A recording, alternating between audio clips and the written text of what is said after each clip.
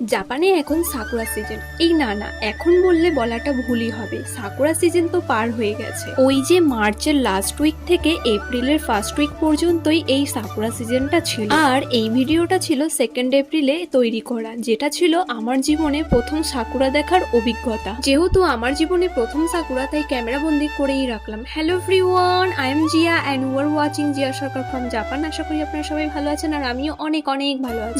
জানি অনেক অভিযোগ, ভিডিও দিতে দেরি হয়ে গেল। আসলে আমার কাছে স্টকে অনেক ভিডিও আছে, কিন্তু এই এডিট করে দিতে আমার খুবই কষ্ট লাগে, বিশেষ করে এই ভয়েস ওভার দিতে। বাড়ি থেকে বেরিয়ে পড়েছি আর বৃষ্টির পরেই দেখো আকাশটা কত সুন্দর পরিষ্কার হয়ে গিয়েছিল আর খুব ভালো লাগছিল দেখতে। কারণ এর আগে যতদিনই আমাদের ছুটি ছিল আমরা এই সাকুরাটা দেখতে পারিনি, কারণ প্রচুর বৃষ্টি হচ্ছিল। আর আমাদের যেই দিনই ছুটি থাকতো সেই দিনই বৃষ্টি হতো। এইদিকে এই ভিডিওটা 2 এপ্রিলে আমি তৈরি করেছিলাম, কিন্তু এডিটের চক্করে আর পোস্ট করা হয়নি। আজকে আমি এডিট করছি, আজকে এপ্রিল মাসের 28 তারিখ, আর এইদিকে মাত্র 1 মাসের আর 2 দিন বাকি আছে, আর আমি এখন ভিডিও পোস্ট করে দিচ্ছি।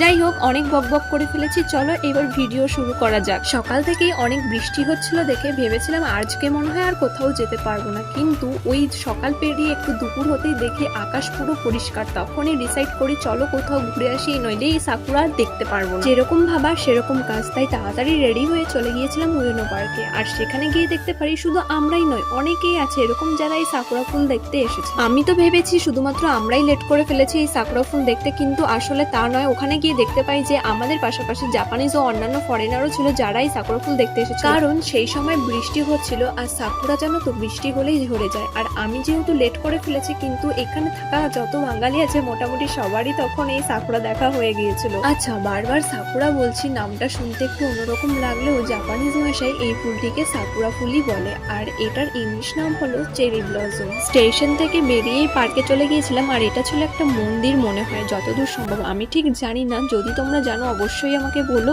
আর এই যে এখানে জানো তো অনেক মাছ ছিল, মাছগুলো দেখতে বেশ ভালো লাগছিল, আর রোদের মধ্যে আরো ভীষণ চকমক করছিল। মাছগুলো যতদূর সম্ভব রুই মাছ ছিল, দেশে হলে এই রুই মাছগুলো মনে হয় না আর থাক। এবার আসি এই বকের কাহিনীতে। দেশে আমি বক দেখেছি যেগুলো মাছ খেতে দেখেছি, মানে অনেক মাছ খেত। এখানে এই বকটা দাঁড়িয়ে আছে, মাছ কেন খাচ্ছে না? অনেকক্ষণ ধরে আমি দাঁড়িয়ে ভাবছিলাম আর ওকে জিজ্ঞাসা করছিলাম।